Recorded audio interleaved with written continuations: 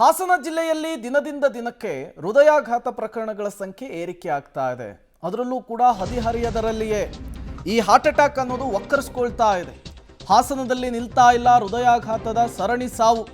ಜಿಲ್ಲೆಯಲ್ಲಿ ಒಂದೇ ದಿನ 4 ಹಾರ್ಟ್ ಅಟ್ಯಾಕಿಗೆ ಬಲಿಯಾಗಿದ್ದಾರೆ.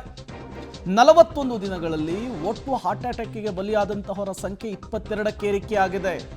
ಆಟೋ ಚಾಲಕ ಸತ್ಯನಾರಾಯಣ ರಾವ್ 63 ವರ್ಷ ಸಾವನ್ನಪ್ಪಿದ್ದಾರೆ. ಆಟೋ ಚಾಲನೆಯ ವೇಳೆಯೇ ಹಠಾತ್ ಹೃದಯಾಘಾತದಿಂದ ಸಾವನ್ನಪ್ಪಿದ್ದಾರೆ. ಹಾಸನ ಜಿಲ್ಲೆಯ ಹಳೆಬೀಡಿನಲ್ಲಿ ಪಟೇಲ್ ಈಶ್ವರ್ 66 ವರ್ಷ ಹಾರ್ಟ್ ಅಟ್ಯಾಕಿಗೆ ಬಲಿಯಾಗಿದ್ದಾರೆ. ಮನೆಗೆ ಬರ್ತಾ ಇದ್ದಂತೆ ಕುಸಿದು ಬಿದ್ದು ಪಟೇಲ್ ಈಶ್ವರಪ್ಪ ಸಾವನ್ನಪ್ಪಿದ್ದಾರೆ. ಈ ಮೂಲಕ ಹಾಸನದಲ್ಲಿ ಹೃದಯಾಘಾತದ ಸರಣಿ ಸಾವು ಮುಂದುವರಿತಾ ಇದೆ. 41 ದಿನಗಳ ಅಂತರದಲ್ಲಿ 22 ಜನ ಹಾಸನ ಜಿಲ್ಲೆ ಒಂದರಲ್ಲಿಯೇ ಹಾರ್ಟ್ ಅಟ್ಯಾಕಿಗೆ ಬಲಿಯಾಗಿದ್ದಾರೆ. ಈ ಅಂಕಿಅಂಶಗಳು ಹಾರ್ಟ್ ಅಟ್ಯಾಕಿಗೆ ಬಲಿಯಾಗುವವರ ಸಂಖ್ಯೆ ದಿನದಿಂದ ದಿನಕ್ಕೆ ಏರಿಕೆ ಆಗ್ತಾ ಇರೋದು ಹಾಸನ ಜಿಲ್ಲೆಯ ಜನರ ಆತಂಕಕ್ಕೂ ಕೂಡ ಕಾರಣವಾಗ್ತಾ ಇದೆ.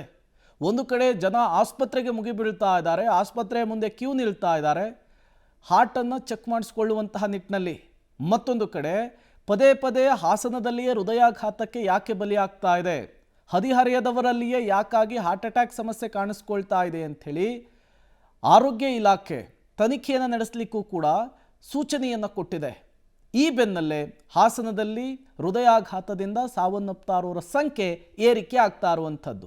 ಕಳೆದ 41 ದಿನಗಳ ಅಂತರದಲ್ಲಿ ಹಾಸನ ಜಿಲ್ಲೆ ಒಂದರಲ್ಲಿಯೇ ಸಾವನ್ನಪ್ಪಿದವರ ಸಂಖ್ಯೆ 22ಕ್ಕೆ ಏರಿಕೆ ಆಗಿರುವಂಥದ್ದು. ಹಾಸನ ಜಿಲ್ಲೆಯಲ್ಲಿ ಸರಣಿ ಸಾವಾಗ್ತಾ ಇದೆ.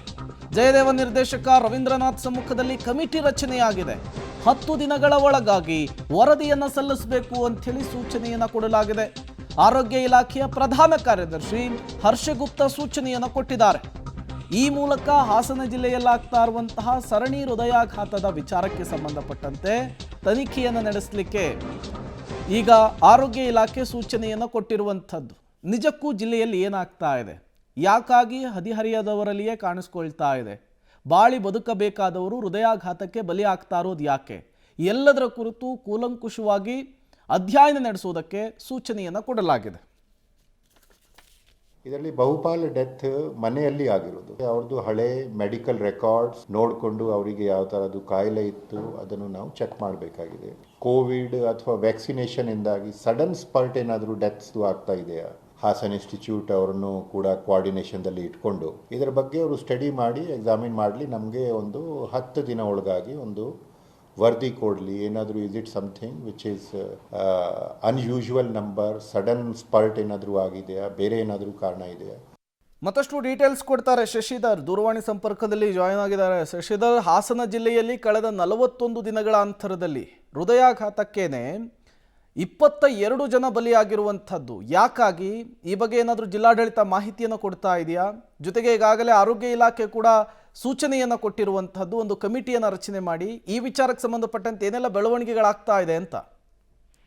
ಪ್ರೇಮ್ ಕುಮಾರ್, ಏನು ಹಾಸನ ಜಿಲ್ಲೆಯಲ್ಲಿ ಕಳೆದ 40 ದಿನಗಳಲ್ಲಿ 22 ಮಂದಿ ಹೃದಯಾಘಾತದಿಂದ ಸಾವನ್ನಪ್ಪಿದ್ದಾರೆ. ಈ ಸರಣಿ ಸಾವು ಏನಿದೆ ಇದು ಜಿಲ್ಲೆಯ ಜನರಲ್ಲಿ ಆತಂಕವನ್ನ ಉಂಟು ಮಾಡಿದೆ. ಈಗಾಗಲೇ ಜಿಲ್ಲಾಧಿಕಾರಿಗಳು ಒಂದು ಸಭೆಯನ್ನ ಇಂದು ತುರ್ತಾಗಿ ಮಾಡಿದ್ರು. ಆ ಸಭೆಯಲ್ಲಿ ಯಾರು ಮೃತಪಟ್ಟಿದ್ದಾರೆ ಅವರದ ವರದಿಯನ್ನ ಕಲೆಕ್ಟ್ ಮಾಡಬೇಕು, ಅಲ್ಲದೆ ಅವರು ಹಿಂದೆ ಅನುವಂಶ ಕಾಯಿಲೆಗಳಿಂದ ಬಳಲ್ತಿದ್ರು ಅಥವಾ ಅವ್ರಿಗೆ ಯಾವ್ದಾದ್ರು ಬೇರೆ ಕಾಯಿಲೆಗಳಿತ್ತು ಅದನ್ನೆಲ್ಲವನ್ನೂ ಸಹ ವರದಿಯನ್ನ ಪಡಿಬೇಕು. 1 ವಾರದೊಳಗೆ ಆ ವರದಿಯನ್ನ ಸಲ್ಲಿಸಬೇಕು. ಅಲ್ಲದೆ ಜಿಲ್ಲೆಯ ಜನರು ಯಾವುದೇ ಆತಂಕಕ್ಕೆ ಒಳಗಾಗುವುದು ಬೇಡ ಅಂತ ಹೇಳಿ ಅವರು ಒಂದು ಸಭೆಯಲ್ಲಿ ಎಲ್ಲ ಏನು ಅಂದ್ರೆ ಒಂದು ಕಮಿಟಿಯನ್ನ ರಚನೆ ಮಾಡಿದ್ರೆ ಅದರಲ್ಲಿ DHO ಇದ್ದಾರೆ, ಅದರಲ್ಲಿ ಏನು ಇಮ್ಸ್ನ ನಿರ್ದೇಶಕರಿದ್ದಾರೆ, ಅವರೆಲ್ಲರೂ ಸೇರಿ 5 ಜನನ ಒಳಗೊಂಡಂತ ಒಂದು ಕಮಿಟಿಯನ್ನ ಮಾಡಿದ್ರೆ ಅವರೆಲ್ಲರೂ ಸಹ 1 ವಾರದೊಳಗೆ ವರದಿಯನ್ನ ಕೊಡಬೇಕು. ಅದರಲ್ಲಿ ಪ್ರಮುಖವಾಗಿ ಏನು ಯುವಕಿಯರು ಸಾವನ್ನಪ್ಪಿದ್ದಾರೆ ಅದಕ್ಕೆ ಪ್ರಮುಖವಾಗಿ ಕಾರಣ ಏನು, ಅಲ್ಲದೆ ಈಗಾಗಲೇ ಮುಂದೆ ಏನು ಜನರಲ್ಲಿ ಆತಂಕ ಮನೆ ಮಾಡಿದೆ ಅವರಲ್ಲಿ ಯಾವ ರೀತಿಯ ಅರಿವನ್ನ ಮೂಡಿಸಬೇಕು ಅಂತ ಹೇಳಿ ಆ ಎಲ್ಲಾ ಮಾರ್ಗೋಪಾಯಗಳನ್ನ ಕಂಡುಹಿಡಿಬೇಕು ಅಂತ ಹೇಳಿ ಈಗಾಗಲೇ ಸೂಚನೆಯನ್ನು ಕೊಟ್ಟಿದ್ರೆ. ಆದ್ರೂ ಇಂದು ಹೃದಯಾಘಾತದಿಂದ 5 ಸಾವನ್ನಪ್ಪಿರ್ತಕ್ಕಂಥದ್ದು